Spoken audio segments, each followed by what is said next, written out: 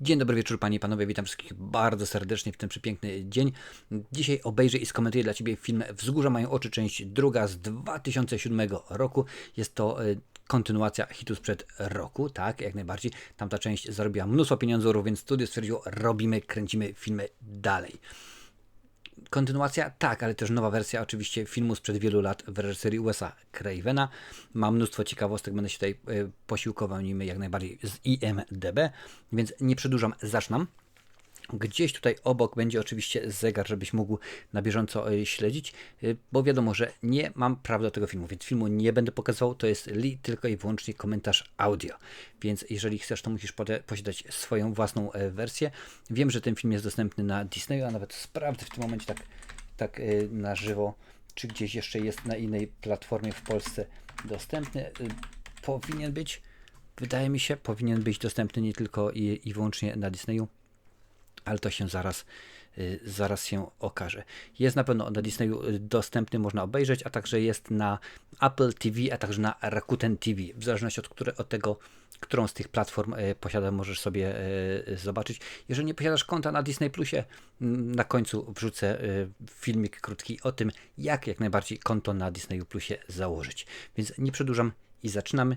3, 2, 1, 0, start. W porządku. Fox Atomic. Film ma godzinę 30 z malutkim okładem, więc nie powinno być problemu.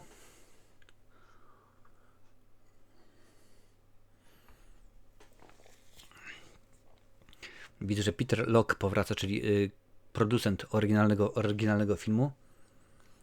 O, i zaczynamy wesoło, i zaczynamy grubo.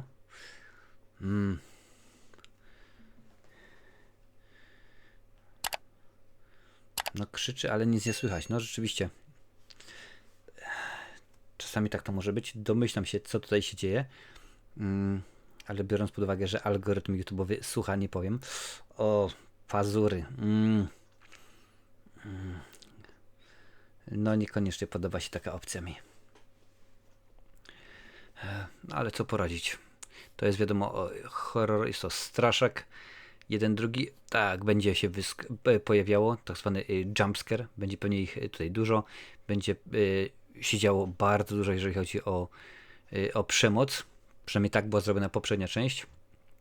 Tutaj, no zobaczymy, o ja cię, o żeż w mordę, oż ty kurde. Ach.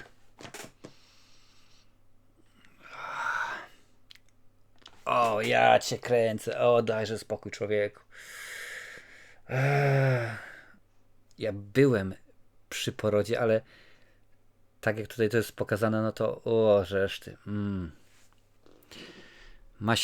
Masiakra jakaś po prostu. Ależ pokazali. No ale wiadomo. Film na podstawie oczywiście Wesa Cravena, scenariusz Wes Craven, a także Jonathan Craven. I po herbacie. I po wszystkiemu. Wzgórza mają oczy, część druga. Zaczynamy z wysokiego C. I grubo jest. Na końcu oczywiście będzie moja ocena filmu. 2 lata później, kiedy amerykańska rodzina oczywiście się skręciła źle. Sektor 16. Ok, w porządku, czyli kontynuujemy. In the following weeks, the army conducted search and destroy mission throughout the area. Ok, czyli po tym wszystkim wojsko postanowiło, dobra, idziemy z koksem. Electronic monitoring was ordered installed. Ok. It was nearly in place. No, czyli jednak prawie wszystko w porządku. Cały czas się akcja dzieje w tym samym miejscu.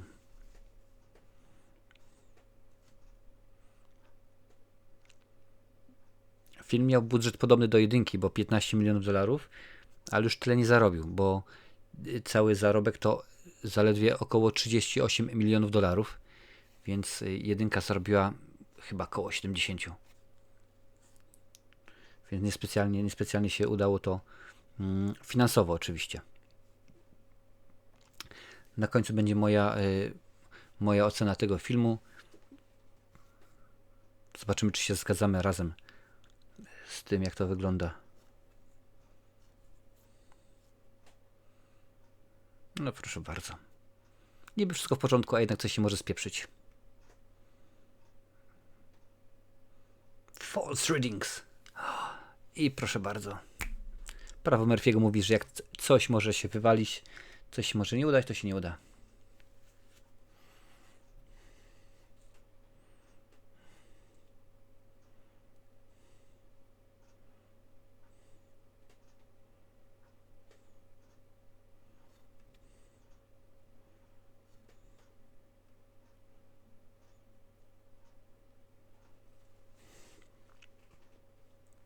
Pierwszym oryginalnym pomysłem było, że Brenda, czyli dziewczyna, która przeżyła w jedynce,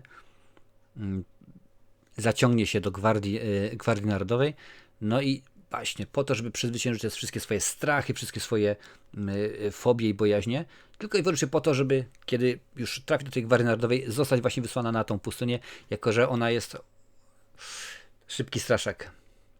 Jako że jest ona jedyną osobą, która wie, gdzie ci mutanci się kryją, no ale niestety ten pomysł został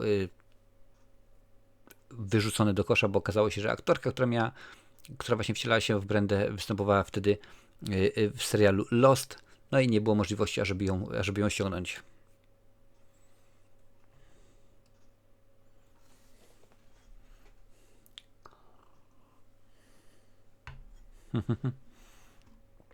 Oczywiście nie powinno być bez eskorty, a jednak jest.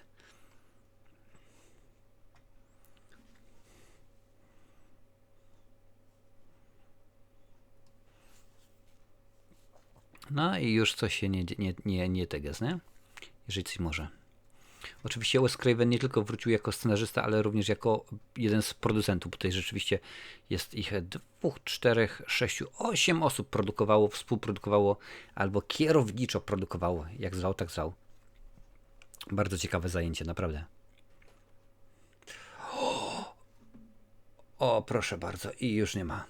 Czyli jedziemy na grubo, będzie się rzeczywiście działo.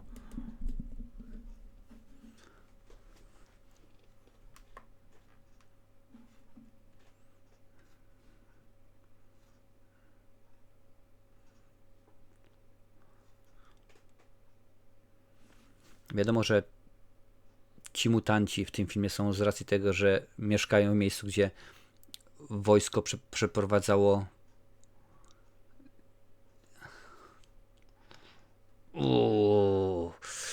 gdzie wojsko przeprowadzało eksperymenty z bronią. No, czyli już tutaj nie patyczkujemy, jedziemy od razu na grubo i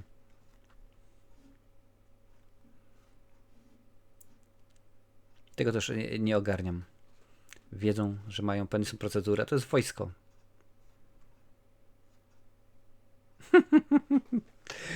Wiem, że ten żołnierz ma być twardzielem, bluzga, no ale bardziej to jest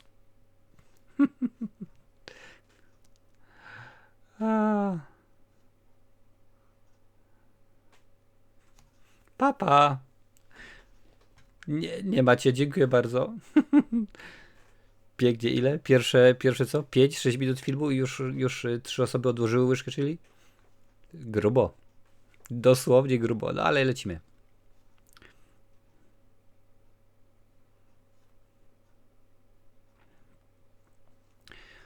Kandahar, czyli co to jest? Irak, tak? Chyba, albo Iran. Irak chyba. Oczywiście, jak mówiłem, czyli scenariusz napisał Wes Craven.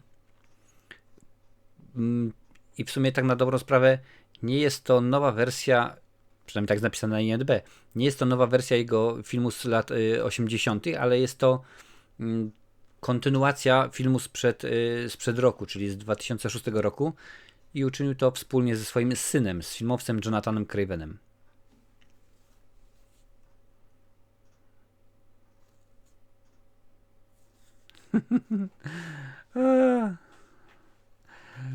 Co za... Ale dobrze, przynajmniej jest fajne poczucie humoru.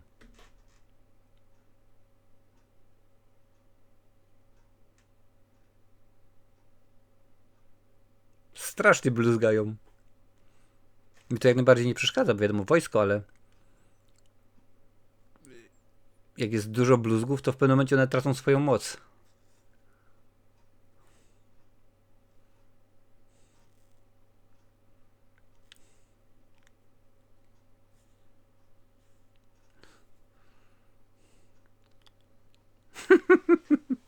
Co za dekle. No ale niech będzie. Amerykańskie wojsko przyzwyczaiło przynajmniej mnie z filmów, z informacji i różnego rodzaju dzienników, telewizyjnych wiadomości, że to są dekle. Rozwalią, ona z pułapką.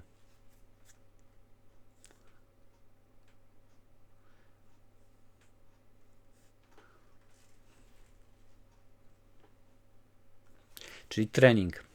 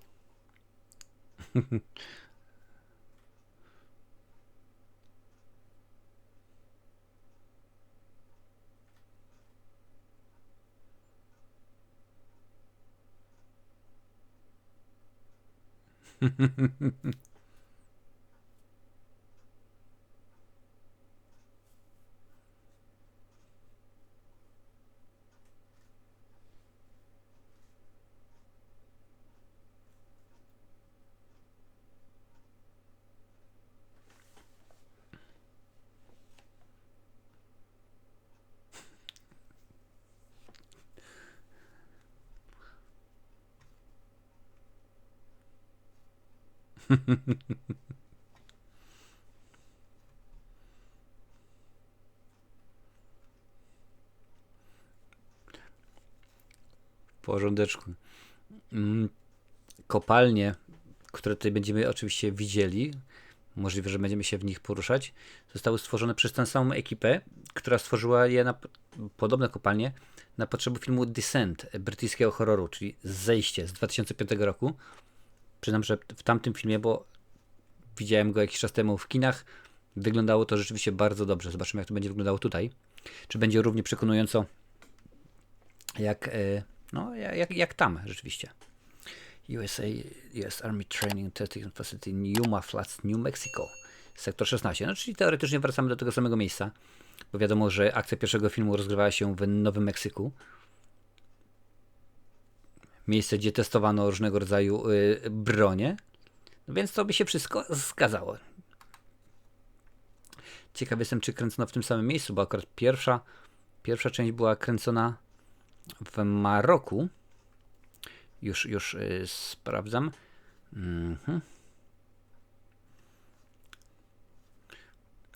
Film kręcono, tak, Ouarzazate, Maroko, czyli to by się zgadzało.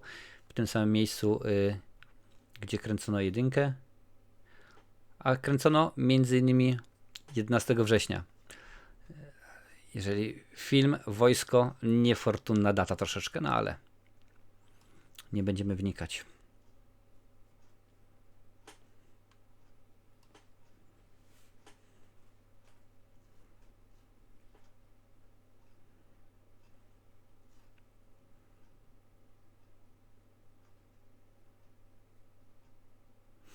Oczywiście, no wiadomo, że aktorzy muszą się uczyć różnych rzeczy. I tak samo ci tutaj, którzy, no jak się łatwo można domyśleć, mają być gwardią narodową, musieli się między innymi nauczyć, jak się wspinać albo opuszczać. No zobaczymy, co nam pokażą w filmie. W każdym razie opuszczać się, używać liny. Trening dosyć hardkorowy, bo w trakcie kręcenia temperatura w Maroku na pustyni potrafi dochodzić do 49 stopni Celsjusza. Poważne rzeczywiście.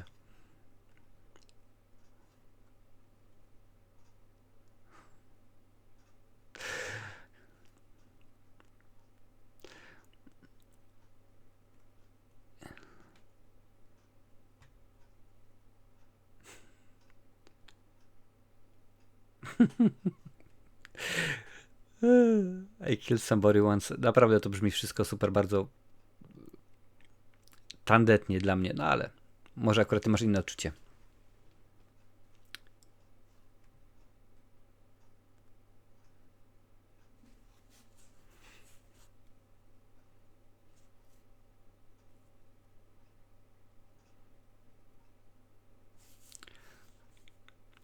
No w porządku.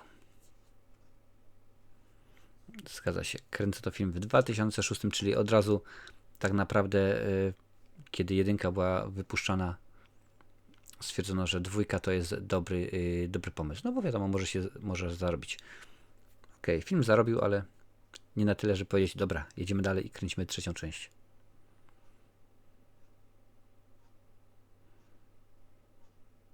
Lokalizacje mi się bardzo podobają, bo rzeczywiście one bardzo fajnie oddają klimat, jaki chcielibyśmy uzyskać.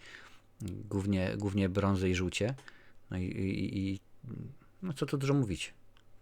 Wygląda to adekwatnie do tego, co chcemy zobaczyć.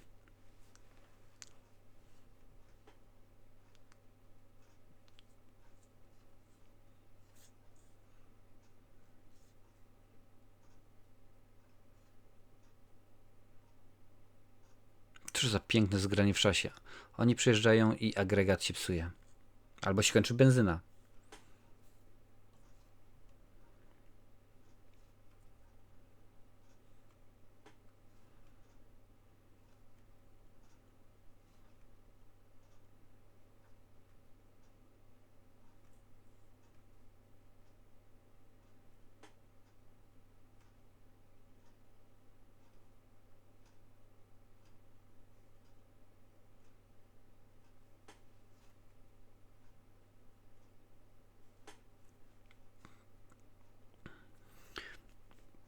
Mówiłem, że w tym filmie miała się pojawić Brenda z jedynki, no i zgadza się. Tutaj jest kolejne potwierdzenie, że pomysł się narodził, kiedy tylko i wyłącznie dwóch panów się spotkało, czyli Peter Locke, a także Wes Craven, reżyser oraz producent. No i pomysł będzie Brenda. Niestety, jak mówiłem wcześniej, nie udało się, bo ona pracowała przy serialu Lost i nie było szansy, żeby jej grafikę jakoś tak pozamieniać, pokombinować. No ale koncept został.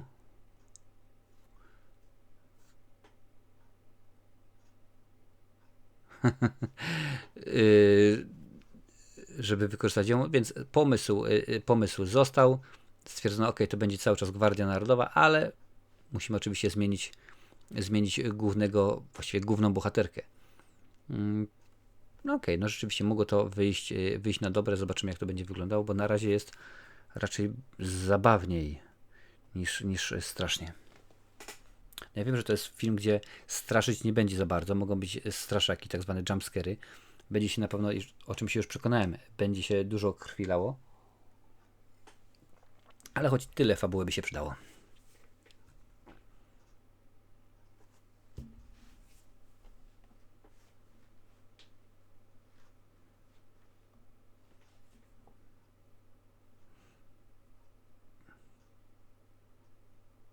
Ciekawe jest, Chojrak może odstrzelą go pierwszego.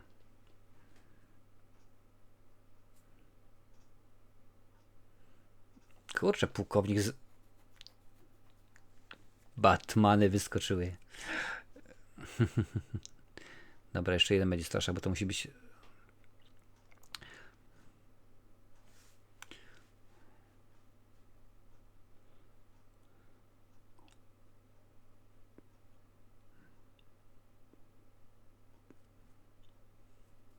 Nobody's Home.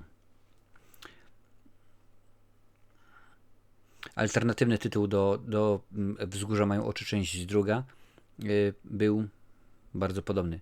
Wzgórza nadal mają oczy. Więc jak widać, niekoniecznie.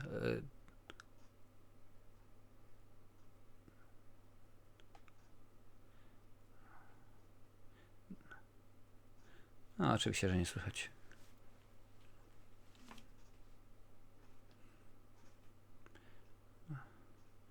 No, ktoś tam, coś tam.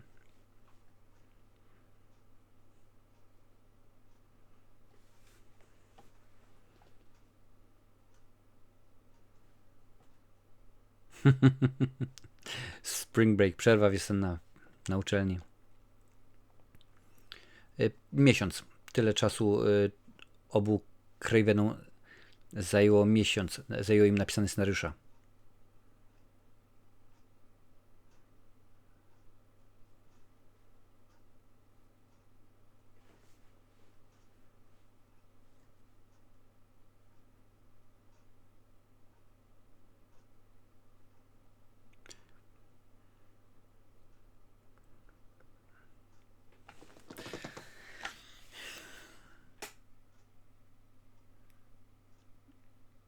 Nie wiem tak naprawdę na 100% w jaki sposób działa Gwardia Narodowa, ale domyślam się, że to jest jakieś, powiedzmy, przynajmniej szczątkowe zasady jak w wojsku, więc no, więc jeżeli tak ma być, no to chyba facet powinien sobie zdawać sprawę, co robi, że nie można mówić swojemu dowódcy, stary, ale ty nie masz racji, ty jesteś porąbany. No bez sensu trochę, no ale nie, nie będę wnikał, nie będę wnikał. Na razie jest dobrze, jest zabawnie.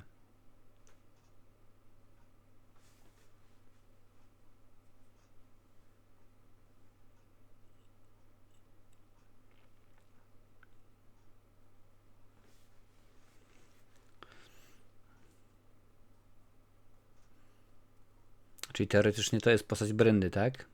No, zobaczymy.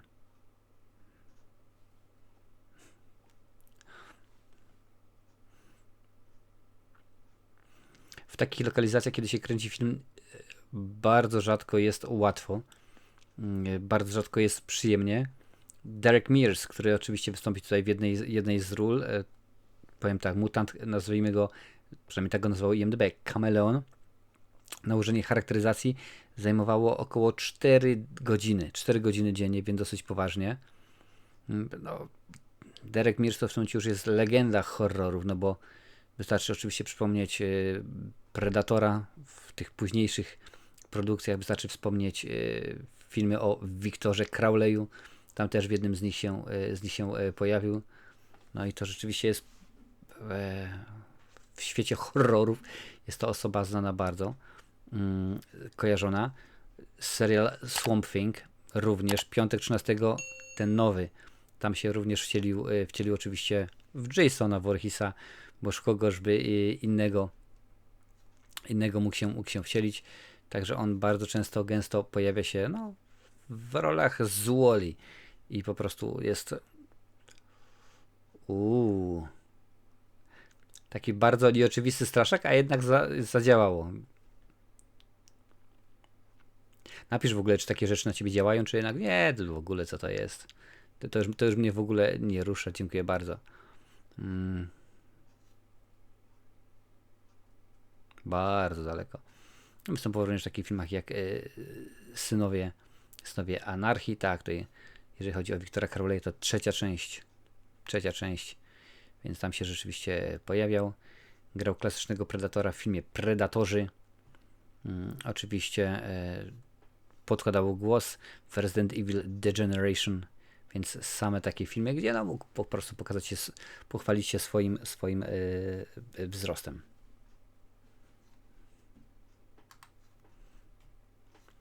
I skończyło się rumakowanie, jakby powiedzieli we Shreku.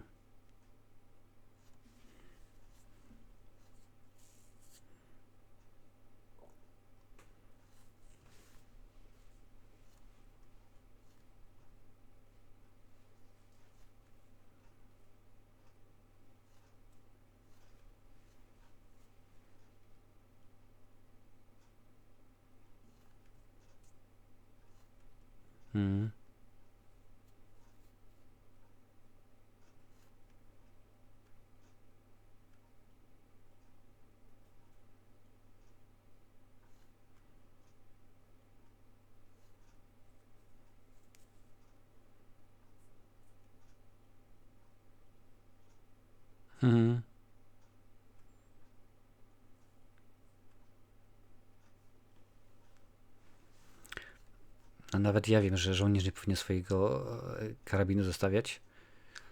Tym bardziej, że jeżeli idziesz do kibelka, no to tracisz tę broń z widoku. No ale jak widać, ten żołnierz niekoniecznie się tym stresuje. Tak, to nie coś go złapać. Mówiłem. Kurwa, mamusiu się kanibalże.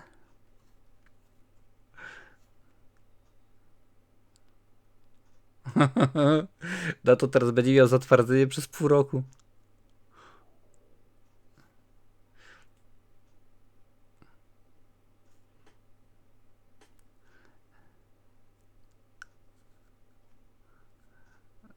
O, reszty.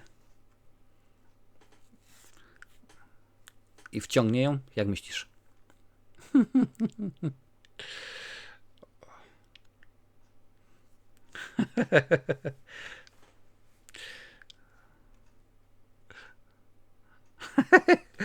Shit, będę barberia. To jest pewnie jakiś żołnierz, który się ukrywa przed nimi.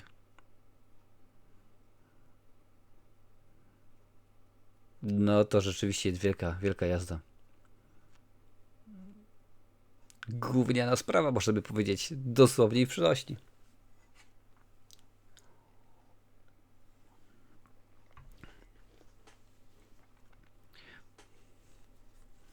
No czyli wiemy, że uczyli się wspinaczki.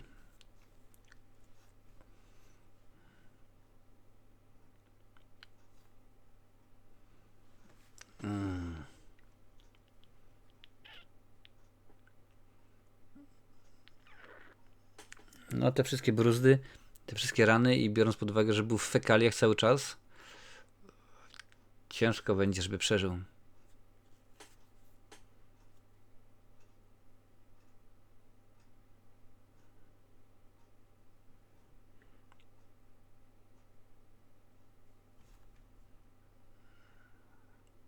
No i nie ma chopa.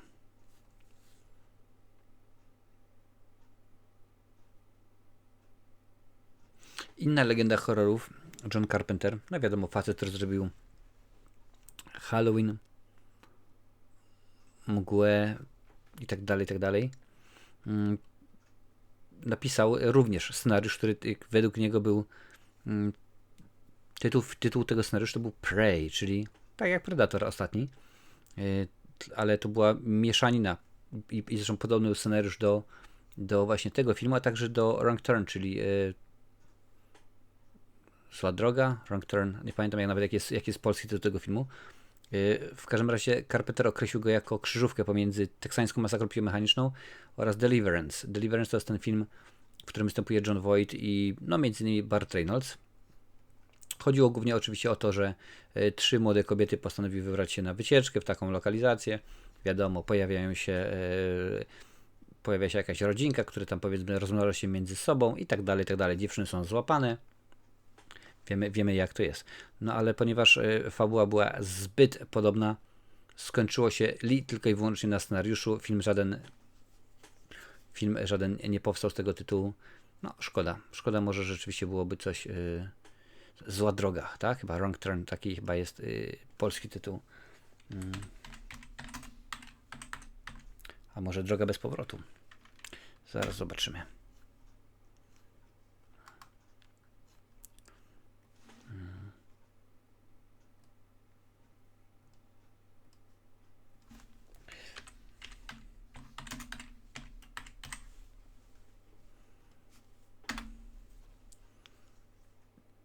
Droga bez powrotu, zgadza się, taki jest tytuł.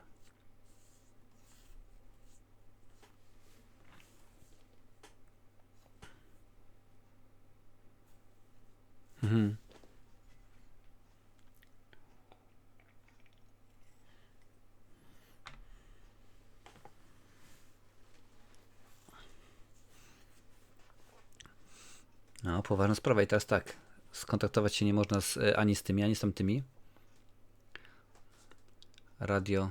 Radio nie działa.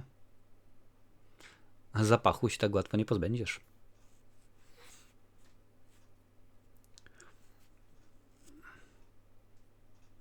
Jest radio satelitarne, jak wiem, odbiornik mają zepsuty.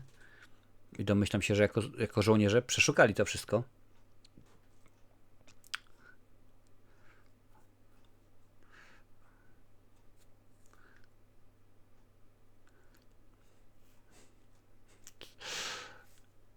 Zjarali im auto i nawet się nie ogarnęli.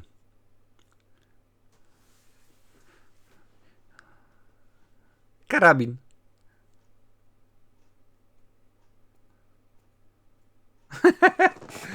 Co tu się odpieprza?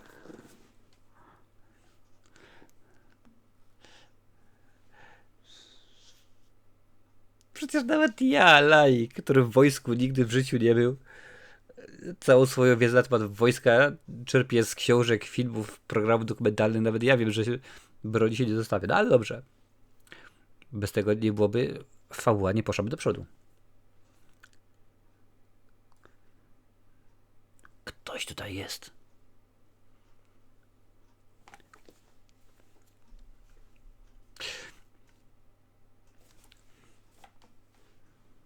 No nie ma. Próbuj, kombinuj.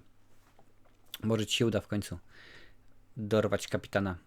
Właściwie wróć sierżanta, bo to Sarge. Anybody?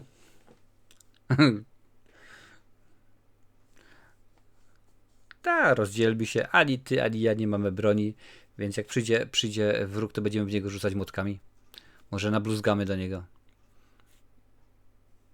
Tym bardziej, że akurat sierżant się wydarł na niego wcześniej, że nie jesteś fanem wojny, bo miałeś na zderzaku samochodu przyklejoną naklejkę konwersacja, a nie konfrontacja, więc no.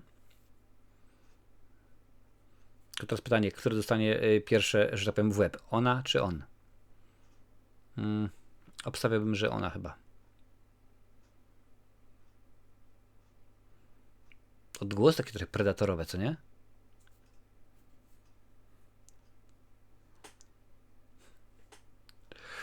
Tara. Ale dobry, w miarę sensowny straszak. Oczywisty, ale nieoczywisty.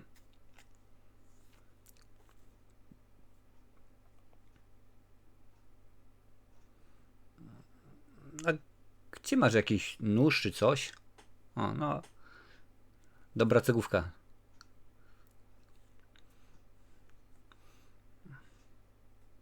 Ale to nie jest maczeta. A ten żołnierz, który wraca, co? Aha.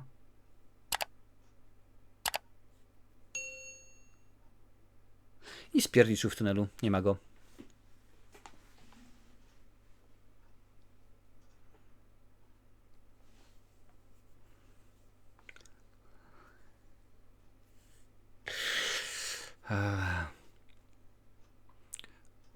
Karabin masz. Po co ty kombinujesz?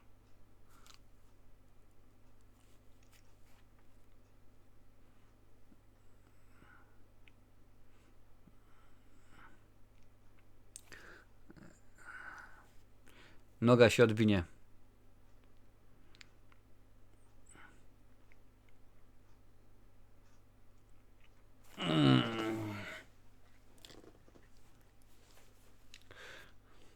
No, odwinęła się noga. I po chłopie. Ależ to było głupie.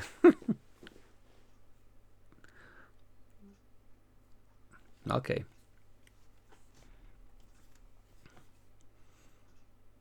W 2007 widać, że było mnóstwo zapotrzebowania na mutantów, ponieważ skoro wspomniałem już o innym filmie z tego roku, czyli o filmie Droga bez powrotu, w 2007 wyszła druga część.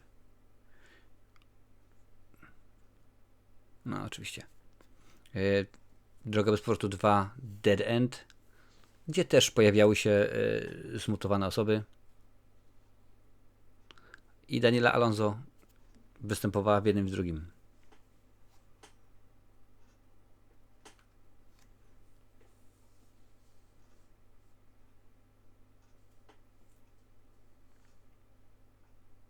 No okej, lecimy dalej.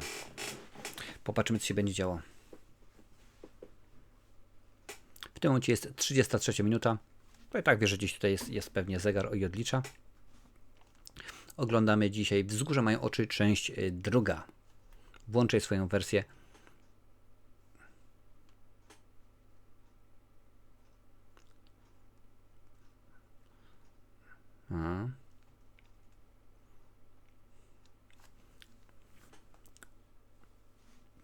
No, jedziemy. Zobaczymy, co się będzie działo.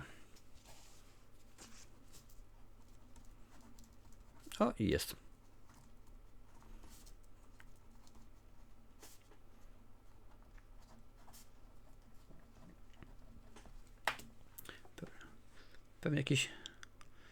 Pewnie jakiś kill-off albo coś, nie? Zobaczymy zaraz, co on tam... Muszę pokazać, no muszę.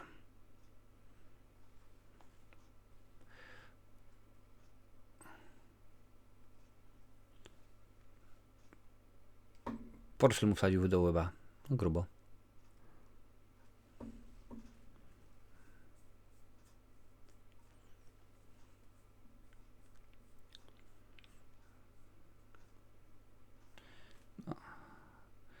Oczywiście nie ma radia, no przecież to wiemy. W oryginale te wszystkie góry, tam kiedyś były kopalnie srebra, no i dlatego też nie można było oczywiście używać RCB radia, bo to oczywiście nie działało. Tutaj jest to lokalizacja, gdzie wojsko używało broni. To nie jest Coron Redding, to jest pewnie coś właśnie chce dorwać. Ale wracając do meritum. Jak to często ma miejsce przy okazji filmów, no nie zawsze pierwszy aktor, który jest pierwszym wyborem, dostaje rolę. I tak samo jest przy okazji ekipy.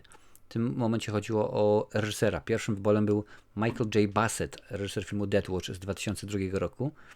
I to właśnie jego sobie upatrzył Wes Craven jako producent, jego sobie upatrzył na reżysera. Ale niestety okazało się, że Bassett miał już wcześniejsze zobowiązania, nie dało się połączyć prac, grafików się nie dało ogarnąć, więc wybór upadł na drugiego w kolejce, czyli Martina Weiss'a.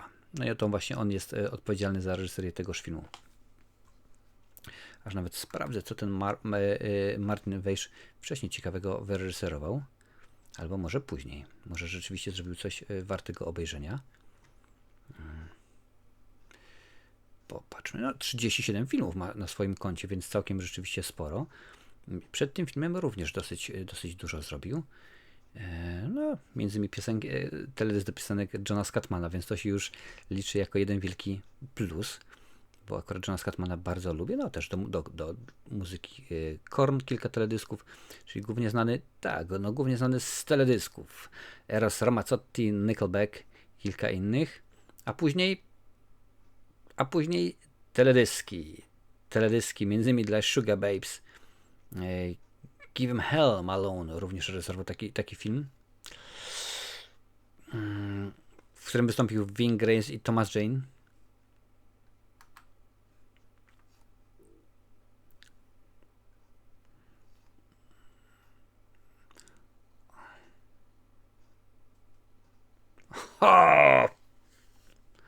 I jedyny ogarnięty, czyli sierżant dostał w tyłek. No jak widać, nie przysłużyło mu się reżyseria filmów Wzgórza mają oczy za bardzo, bo potem też tam jakieś teledyski dalej kręcił, ale nic poważnego, żadnego zawodowego, że tak powiem, filmu nie udało się zrobić. O nie, no stary, dostał przez klatkę serię z Kałacha, no to nie ma go. Tak, oczywiście. Dawaj apteczkę.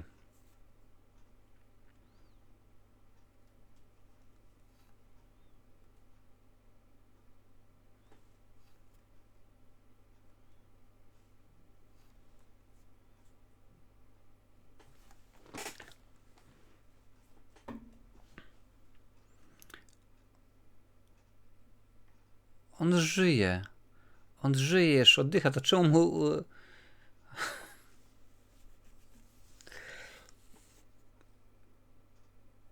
Na człowieku, który oddycha, nie robi się resuscytacji, masażu serca.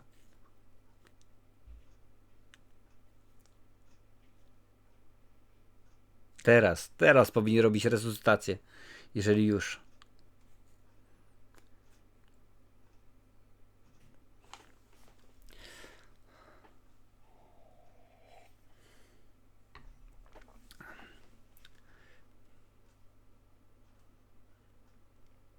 Czyli Amber. Amber to nasza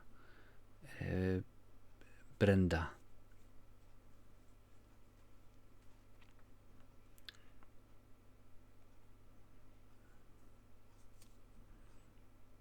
No i dziękuję bardzo, po herbacie.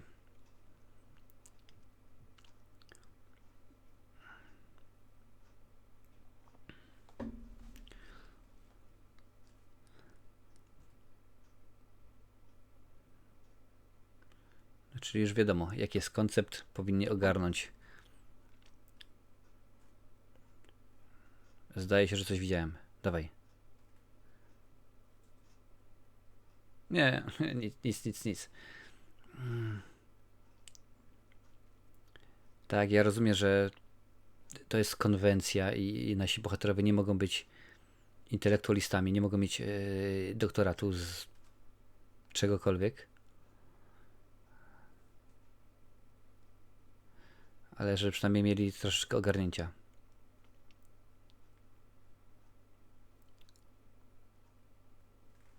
Dobra, jedziemy z koksem, dawaj.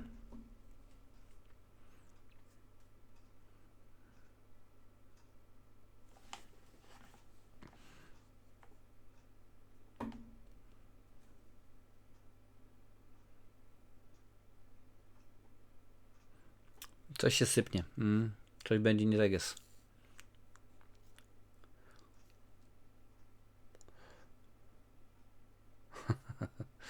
Uważaj, żebyś nie upuścił sierżanta, bo mu się jeszcze coś stanie.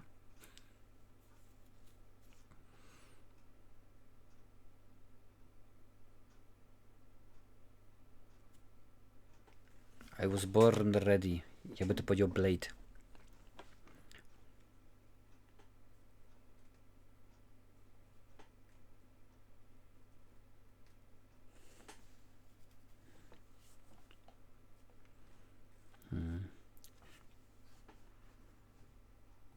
Dobra, lecimy z koksem. Powiem tak, w jedynce film mnie przekonywał. Wiadomo, że nie był super straszny, ale miał momenty. Tutaj jak na razie ten film jest głupi. Bardziej głupi niż cokolwiek. W tym filmie występuje również Michael Bailey Smith i zapewne fani kojarzą go z innych straszaków. Oczywiście występował w poprzedniej części. Występował w Koszmarze z ulicy Wiązów. Który to był? The Dream Warriors. Tam oczywiście wcielił się w super Freddy'ego, nie, The Dream Child.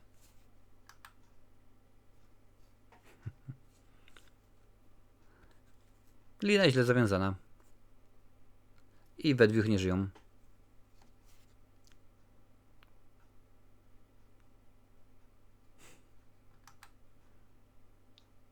No i jak to się mogło wydarzyć? Przecięta. Ktoś przeciął.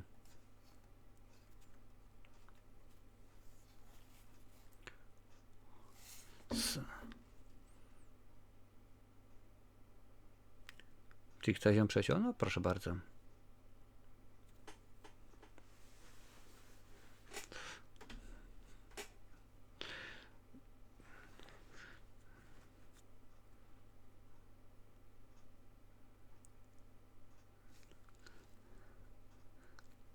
Nie ma.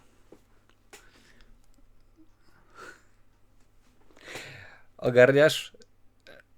Dopiero co im kobieta powiedziała, że wyszli z podziemi, tak właśnie zgarnęli poprzedniego żołnierza, a oni cały czas kładą broń gdzieś obok, kładą liny, które właśnie im teraz mutanci podpieprzyli gdzieś tam. No i teraz kombinuj jak.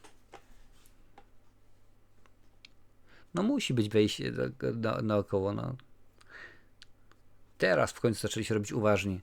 Ty, słuchaj, jest 43 minuta filmu, oni się zaczynają robić uważni. Bardzo mi przykro, ale Wes Craven nie napisał dobrego scenariusza.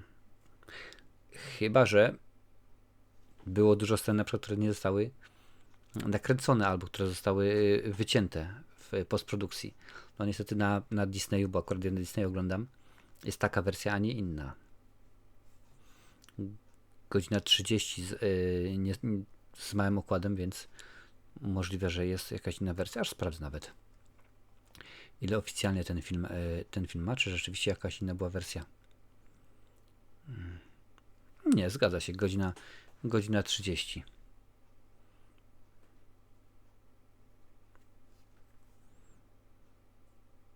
No to mamy 6 osób. Zobaczymy, ile będzie za chwilkę.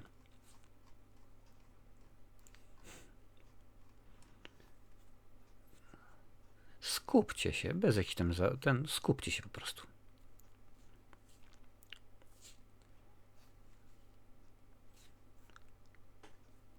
Ktoś tam jednak przeżył.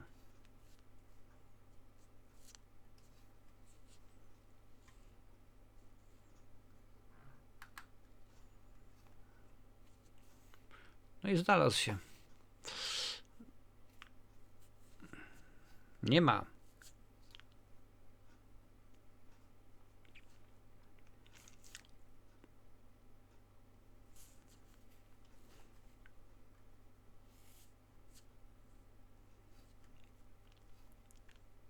No. Największą gwiazdą tej produkcji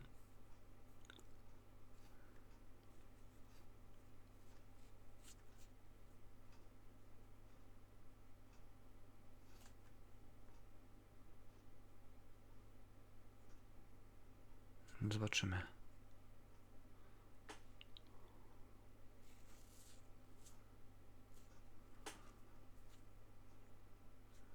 Okej.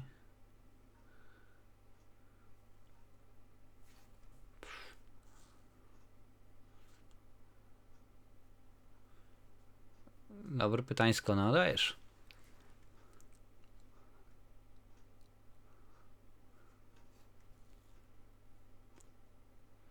Popatrz się. Pułkownik ma rozwalony łeb, ale daje 3 razy ogarnia.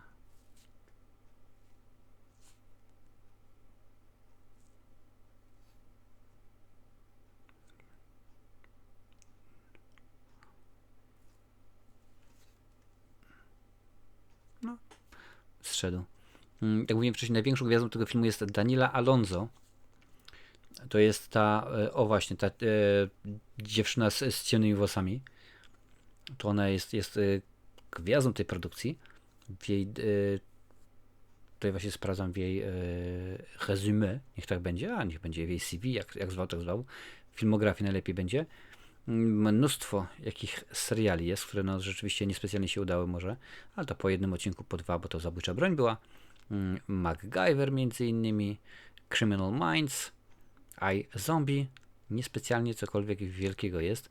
Najbardziej popularnymi produkcjami są Kolekcjoner, gdzie wystąpiła w epizodzie Wzgórza mają oczy 2, a także Paul Blart, Mall Cop Part 2, czyli no, komedia. Najlepsza ocena to właśnie ten Kolekcjoner, czyli 6,3 na 10. Poza tym wszystko dużo niżej, no ale czasami tak jest, że gwiazdy, że aktorzy, aktorki zaryzykują właśnie wystąpienie w takim filmie, bo to może się okazać, że będzie przepustka do kariery. Może rzeczywiście się uda. No, nikt nie stoi na stratach i tak dalej. No, tak było między innymi. A, czyli pułapka, pięknie. Sekundka. Dobrze. Tak było między innymi z Johnny Deppem oczywiście, czyli Koszmarcy Wiązów, Jennifer Aniston, czyli Leprechaun, Henry Cavill, no to wiadomo, Hellraiser chociażby, Jamie Lee Curtis, Halloween i tak dalej, i tak dalej. Kiedyś w ogóle poczyniłem taki film 10 gwiazd, które zaczynały w horrorach. Więc no, zapewne wiele z tych osób myślało, okej, spróbuję, zagram w łeb, zawsze strzelaj w łeb.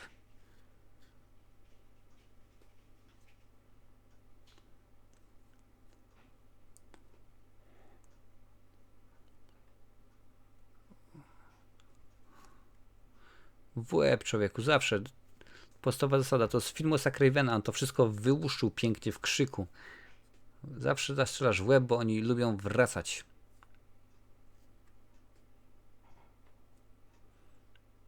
No to teraz się oddalę sama. Skoro wszystko jest w porządku, to oddalę się sama. Z jakiegoś powodu to wydaje się być dobry pomysł. No to właśnie nasza główna prowadząca. Okej, no. Raczej powinna wziąć tą drugą koleżankę. A tutaj to sobie stało. Kameleon.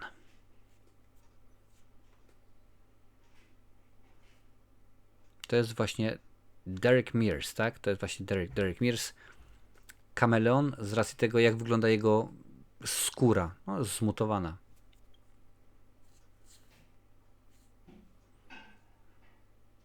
Derek Mears sam w sobie nie jest za bardzo urodziwym dżentelmenem, a jeszcze dodatkowo charakteryzacja to już w ogóle. Ok, wchodzimy do tych kopalni, o których była mowa wcześniej, zbudowanych przez ekipę filmu Zejście.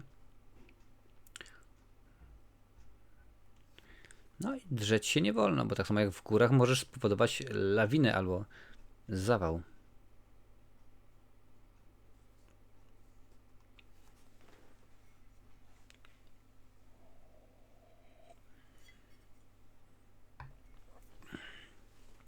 Rzeczony Michael Bailey Smith, o którym przypomniałem wcześniej, w tym filmie gra papę Hadesa, ojca Hadesa. Poprzedniej części grał Plutona, czyli w filmie Wzgórze Mają Oczy z 2006 roku. Też mi się chyba podobają takie filmy.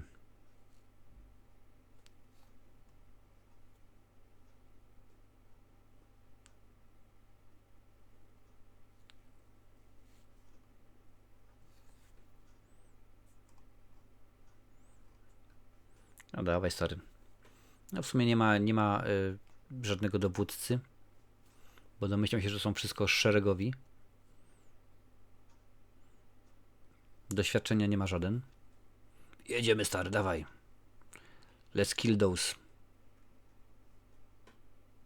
Nie? Nikt nie powie nic? Okej, może być.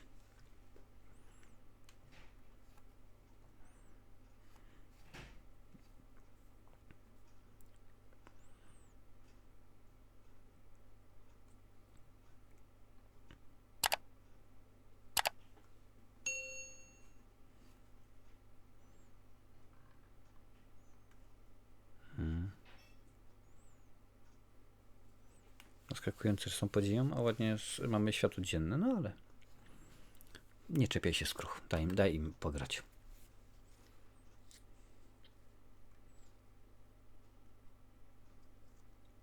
Pod ziemią. Jak zawsze.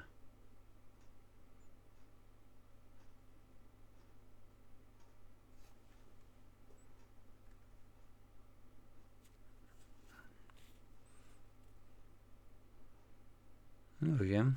Jedziemy dalej. Spadać na dół, gonić. Któryś przygotuje broń. O, jakieś robale sołażą.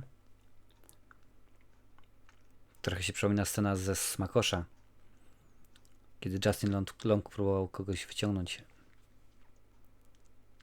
z dziupli Creepera.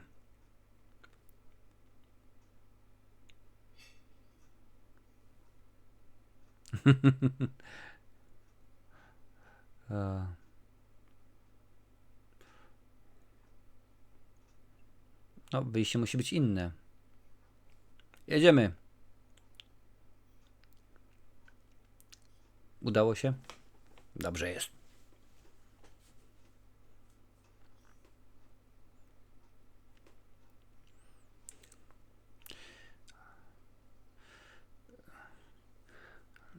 Jeszcze byłoby zabawne, że ten hałas, który cały oczywiście powodują, gdyby się później okazało, że taki jest rumor, że zawali się wszystko.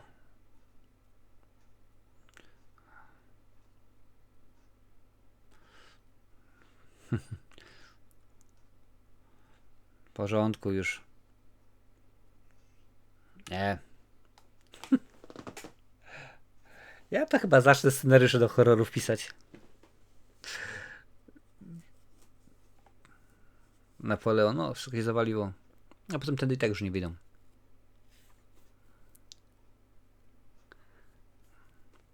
Poziom niżej, zgadza się. A ten ucieka, no to tego ogarną pierwszego.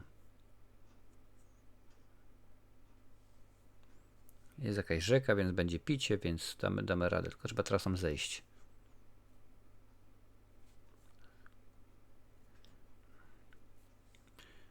Nie panikuj.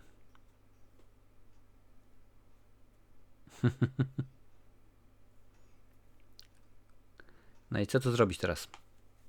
Trzeba to jakoś przetrwać, przeżyć.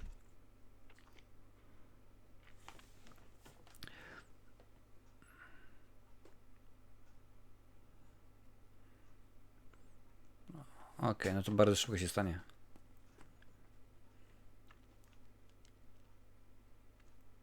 Oni się niczego nie uczą, co? Dziewczyna poszła za skałę, za potrzebą. Zgarnęli ją i to bardzo szybko. Ten postanowił, nie, ja tam nie będę wchodził, sam sobie ucieknę. Sam jeden. Chyba nie słyszał tego i nie widział tego, co się działo 5 sekund wcześniej. No. Żeby mieli tutaj trafić do tej wioski, że tak powiem, tych mutantów.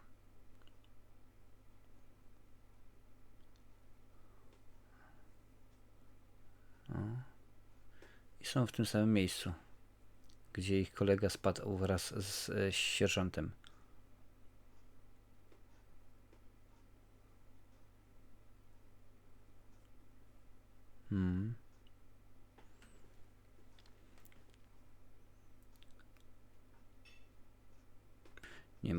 Nie ma takiej możliwości.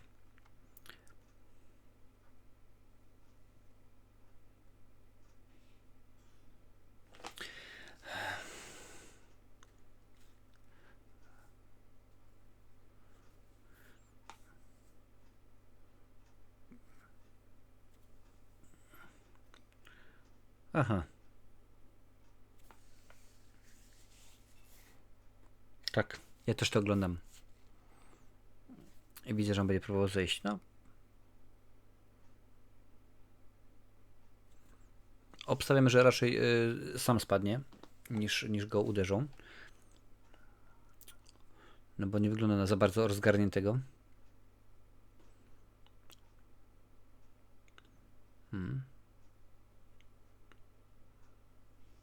A tutaj jest dziurka.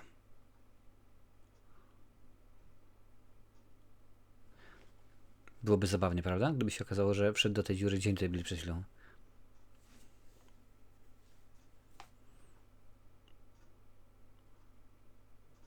Kogo ty wołasz, stary? Przecież od nich uciekałeś. No co ty? I popatrzcie.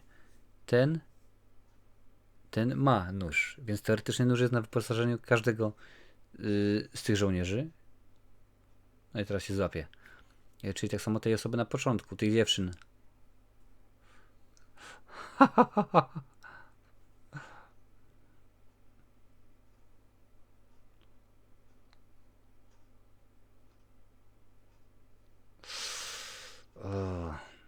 Wszystko pokazują. W ogóle nie ma pola do popisu dla wyobraźni.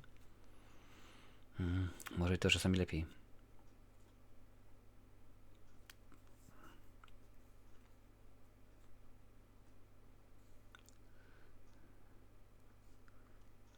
To jest woda, tam mogą być jakieś węże, no ale trzeba jakoś wyjść przecież z tej jaskini.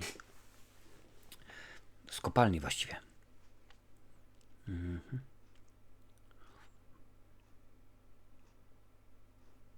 Jedziemy. Przypomnę, że oglądamy film Wzgórza mają oczy, część druga z 2006 roku. Horror, scenariusz Wes i Jonathan Cravenowie. Kontynuacja hitu sprzed roku.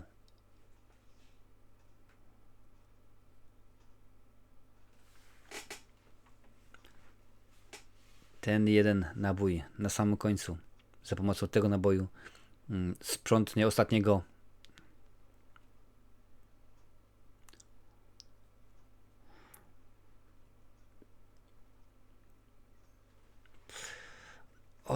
mutanta.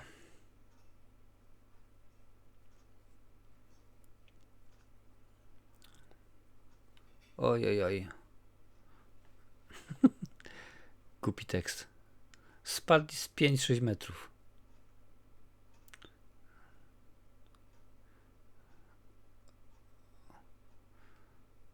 Widziałeś? Jak on odrzucił ten wielki kloc? Pięknie.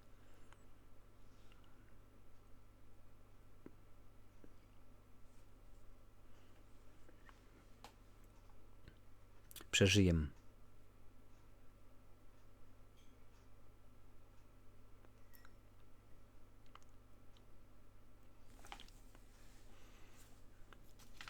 No, dalej słychać Predatora.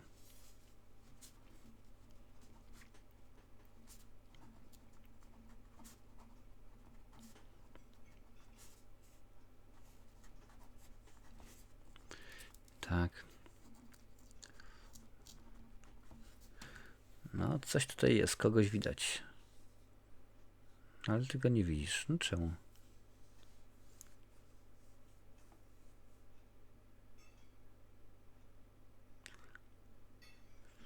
Wydaje mi się, że coś widziałem. Słyszałem, no ale udało się. No tak, no Predator jest, mówię, tam się Predator chowa. Derek Mears chyba akurat stwierdził, nie no, byłem Predatorem, to teraz muszę troszeczkę pomruczeć.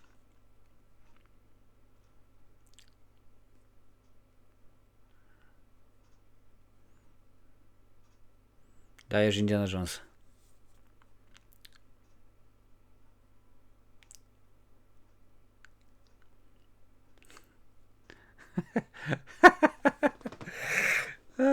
Dam radę, dam radę. O nie, nie dam rady. I teraz się pojawi któryś z tyłu. No musi się pojawić jakiś mutant z tyłu. Bo inaczej to nie byłoby zabawne.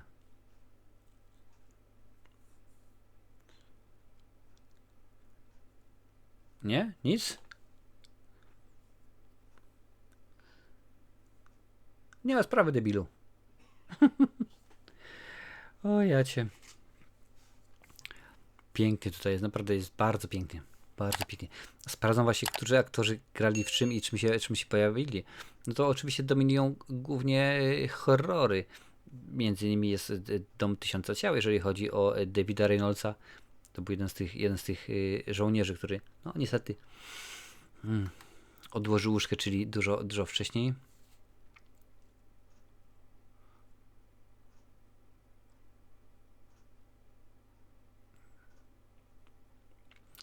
Żebym tym filmem był zaintrygowany, to nie powiem. Patrz, prąd jest. Jestem grubo podziwiam, prąd jest, telewizory są.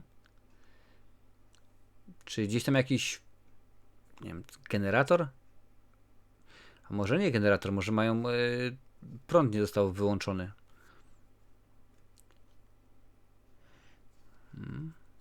Ale trzeba przyznać, że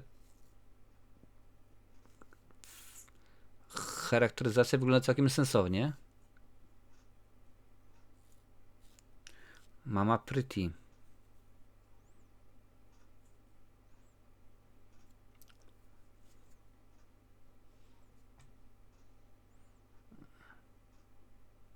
Ojej.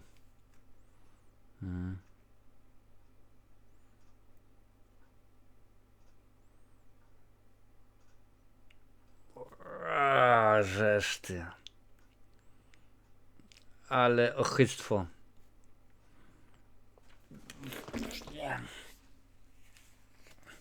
Odgryź mu ten jęzor. Dokładnie.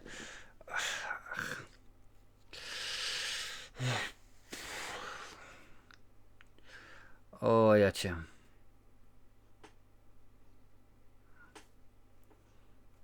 Czyli to byłby Papa. Papa Hades, czyli Michael Bailey Smith.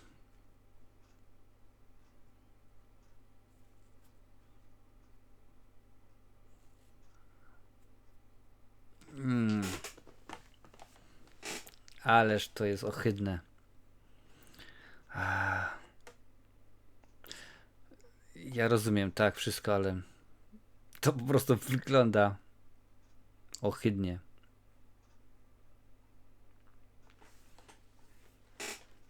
Strzelać z tego kałacha, proszę bardzo. No chyba to słyszeliście. To się wszystko pięknie składa w tego Predatora, bo John Carpenter miał scenariusz o tytule roboczym Prey. Derek Mears grał Predatora, a my cały czas go słyszymy. Chciałbym powiedzieć, że to jest dobry film. Nie, to nie jest dobre kino. Naprawdę. To nie jest zacna część. Nawet nie przypominam sobie, żebym to widział wiele, wiele lat temu.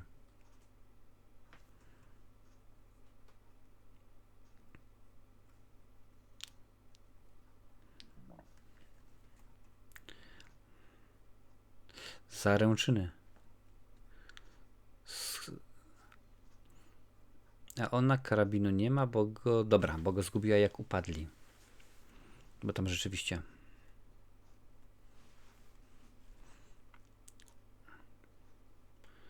Nie ma karabinu, ale pamiętaj, ma tę jedną odłożoną kulę dla siebie.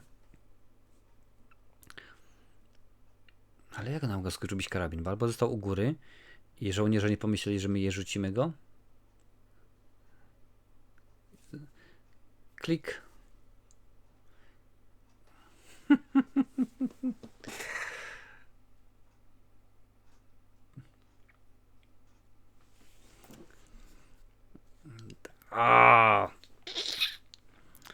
Ma pecha do kobiet.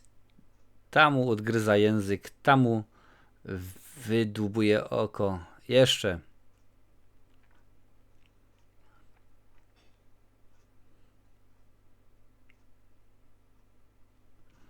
No to muszę przyznać, że Derek Mears się nie nagrał. Ups. I po hopie. W tym momencie jest godzina i 5 minut. Zostało nam jeszcze 25 minut horroru do obejrzenia. No ten raczej jest ślepy i wącha. Dlatego się nazywa zapewne Sniffer, czyli wąchacz. Gaspar Szabo. Gaspar Szabo w tejże roli. Również wystąpił w Robin Hoodzie. Pojawił się w Blade Runnerze 2049. W filmie Gra o Tron oraz w ostatniej Dune. Ale to wszystko Lee tylko i wyłącznie jako kaskader. Więc to nie jest zawodowy aktor, tylko zawodowy kaskader.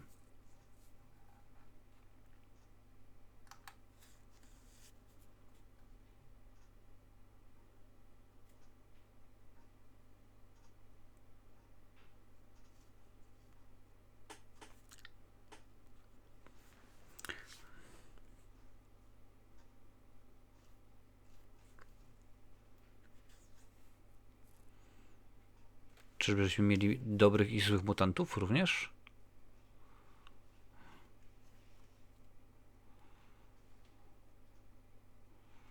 Karabin w sumie niepotrzebny.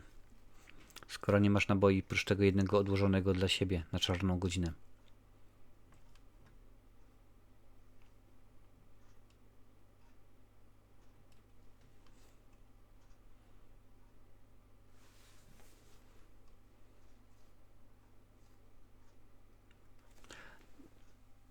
A ten ma kulę z karabinu, w którym tamtym nie by miał. No i jeszcze w łeb jak zawsze.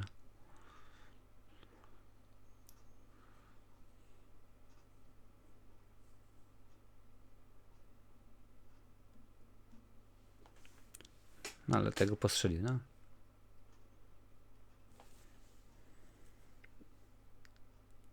Tutaj nie mam kuli. Strzelam do niego, jest klik, klik. Po czym ten podnosi broń i jest prach, pach.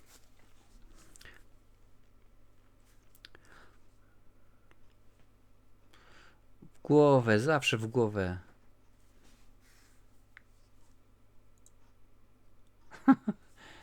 Nie ma amunicji, no.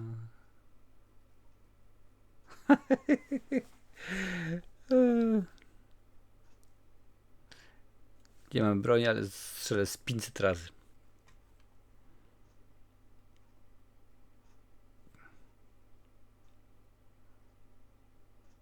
Koncept rozumiem, no. To nie jest armia zawodowa, to jest jak to się nazywa, Gwardia Narodowa. No ale...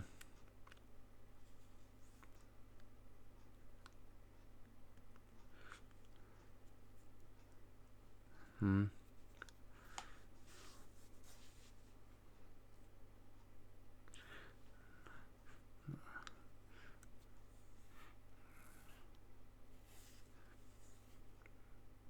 O.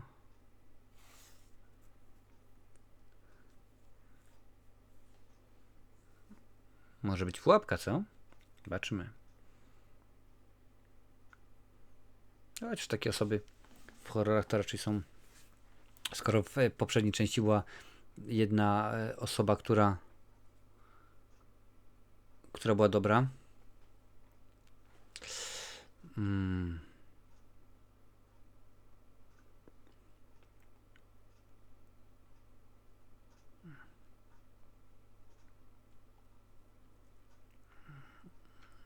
Nie, przegięli. Zbyt dużo scen jest w tym filmie. Ja rozumiem gore, naprawdę rozumiem, jak się krew leje i tak dalej, ale zbyt dużo scen jest przegiętych, gdzie posunęli się za daleko. A tym bardziej, że one są nie były potrzebne, żeby coś takiego zrobić.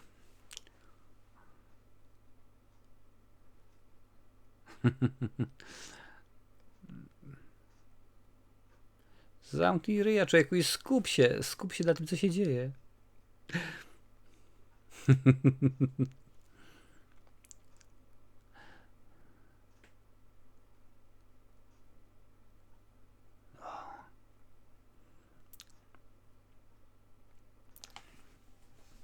Dawać.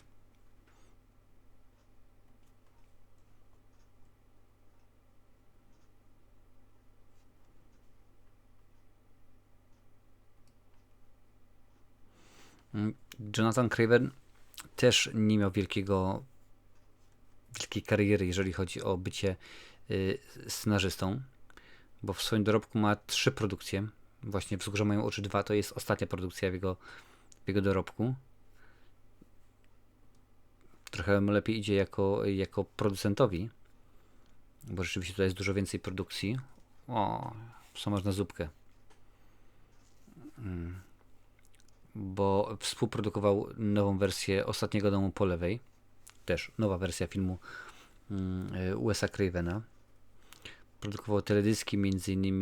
Justina Timberlake'a, Rihanny, czy chociażby Seleny Gomez. Więc głównie się na teledyskach skupiał. No i tak mu to zostało. Mastodon, czyli też potężnie mocno metalowe granie. No i kilka filmów krótkometrażowych, kilka tak zwanych shortów. Ostatni z nich to 2021 rok.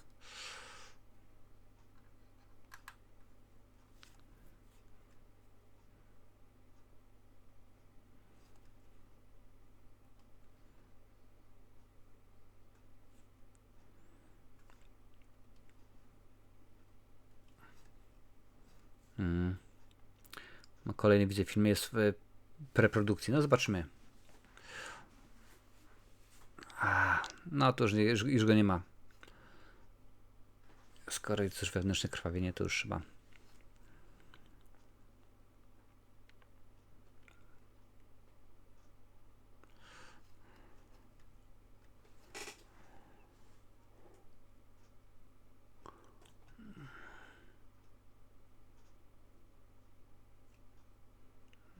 A co byś zrobił?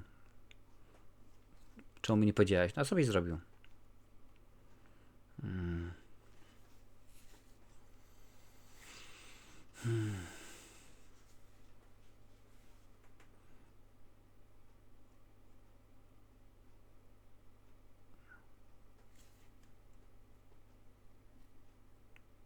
Nie ma opcji.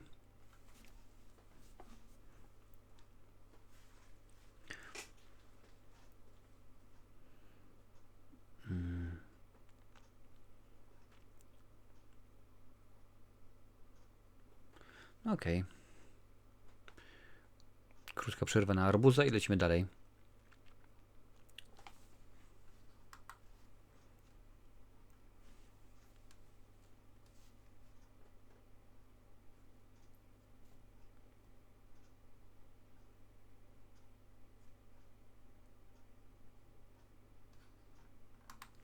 Tak próbuję jakieś pozytywy wyciągnąć z tego filmu, wiesz? Próbuję coś, żeby było sensowne, a to jakoś się nie udaje.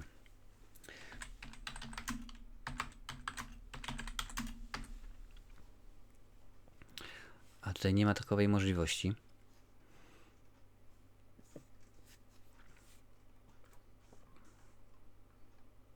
Jedna jest opcja, że oni cały czas schodzą niżej. I niżej. Mierzy z broni. Czemu? Czy to jest przyzwyczajenie, czy... Dajesz. No nie ma takiej opcji.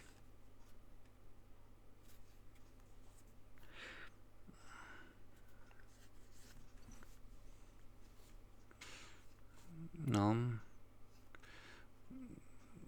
No tak, rób więcej hałasu.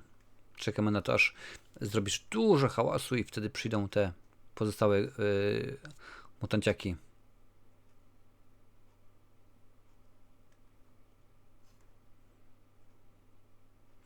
Znaczy, on będzie chyba następny.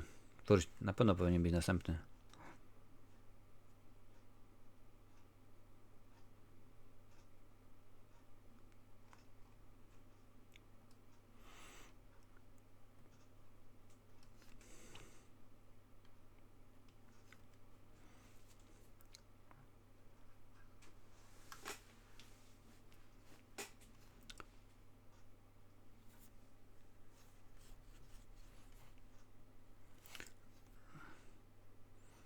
Czyżby jakaś zbrojownia?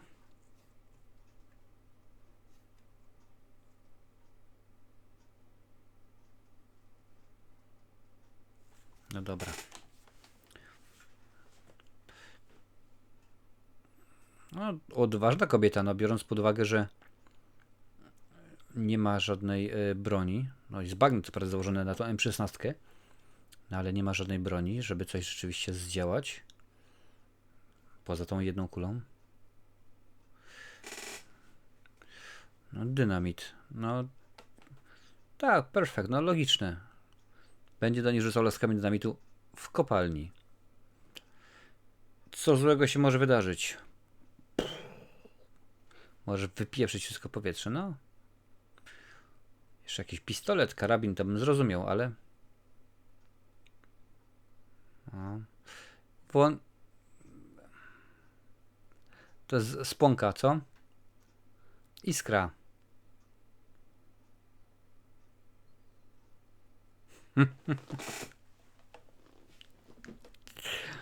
Hmm.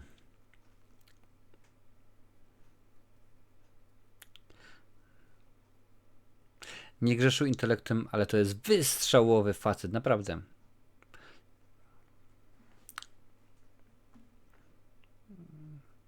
Craiga szukasz. On jest tam, tam i jeszcze w 20 innych miejscach.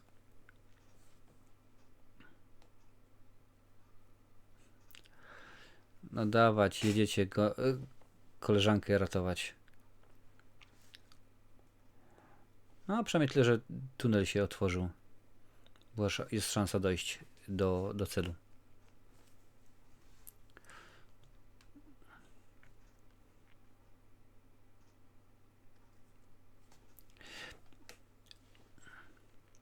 Nie wiem, kiedy oglądasz ten komentarz, kiedy słuchasz tego komentarza. W każdym razie tutaj widzę, Filmweb podaje, że 28 sierpnia ten film o godzinie 23 będzie ten film pokazywany, wyświetlany na TV4, więc jeżeli masz możliwość, to możesz sobie obejrzeć. No i też łatwo się domyślić, że TV4 to jest stacja, na której takie produkcje można zobaczyć.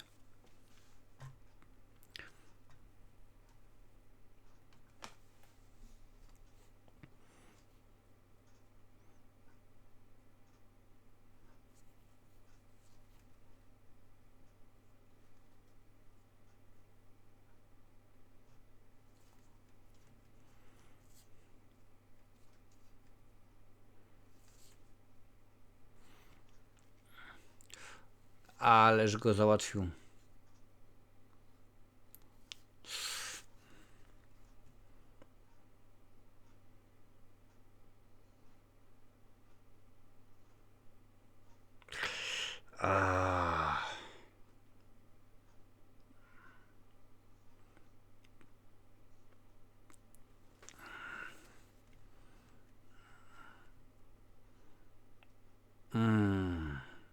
No go dorwa.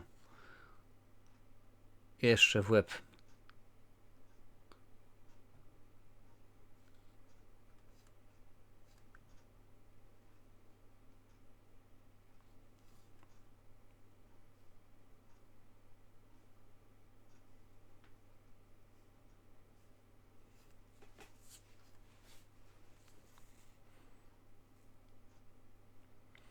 No dobrze, no na razie nie jest... Ostatnie kilka minut nie są najgorsze. Zobaczymy, może się poprawi, może będzie lepiej.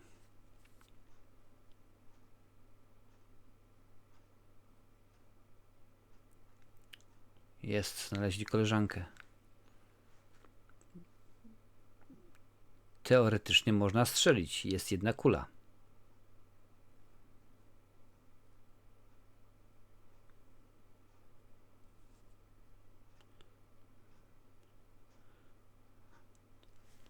To dobra, robimy dywersję, robimy jazdę, będzie ciekawie.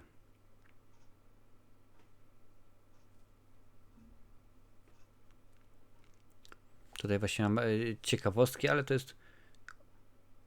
Głównie chodzi o to, że są błędy. Tym się akurat nie będę zajmował, bo nie ma potrzeby.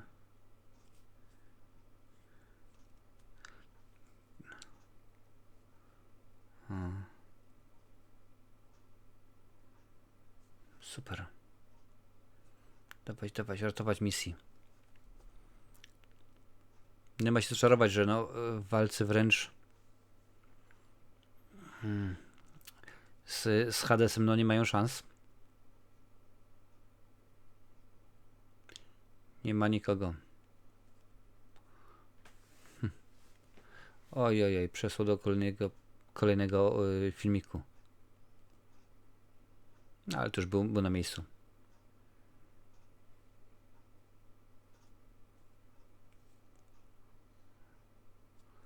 Dajesz.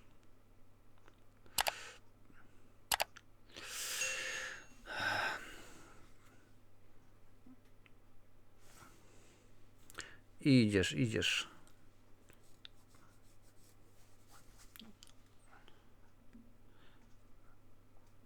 No, za drzwiami. Nie ma co uciekać, bo i tak was dogoni. Teraz.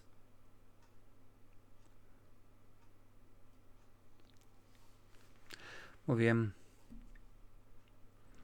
No niestety.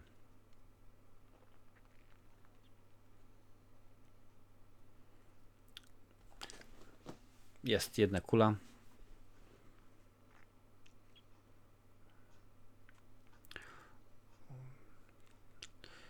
I pamiętaj, żeby strzelić w głowę.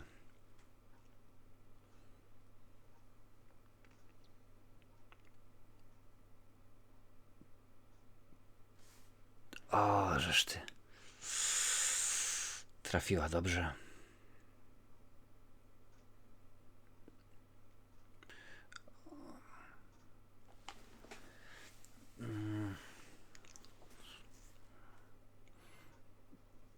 Oż kurde.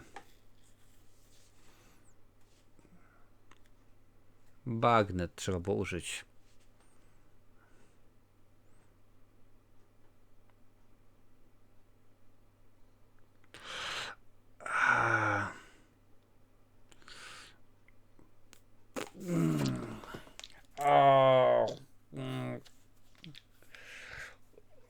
Ależ to jest.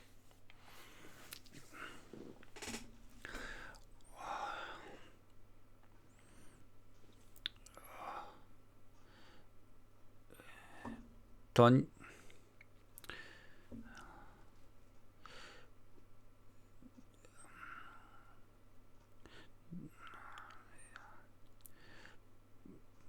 On jeszcze...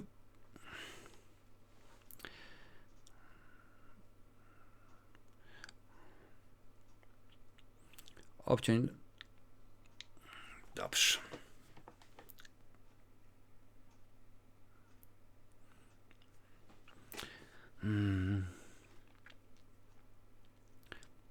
Dajemy, no.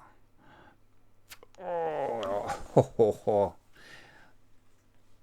No i cojones is no more.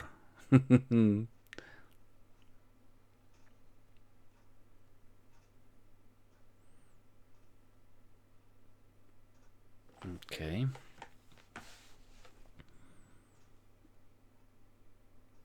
No to go dojechali.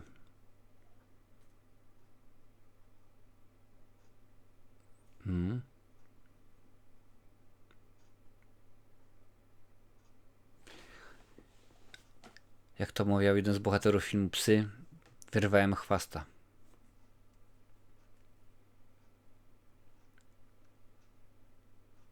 Bo raczej z tego się już nie podniesie, co? No cały czas został ten że tak powiem, dobry mutant. No ale natura raczej go nie zmieni.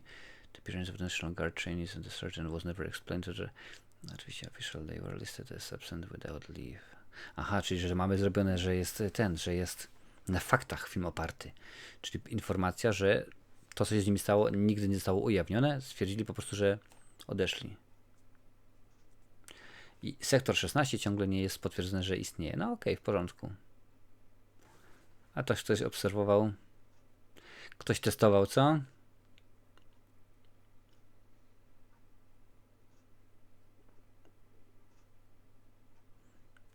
Czyli założenie było takie, że będzie kolejna część. Właśnie się film skończył.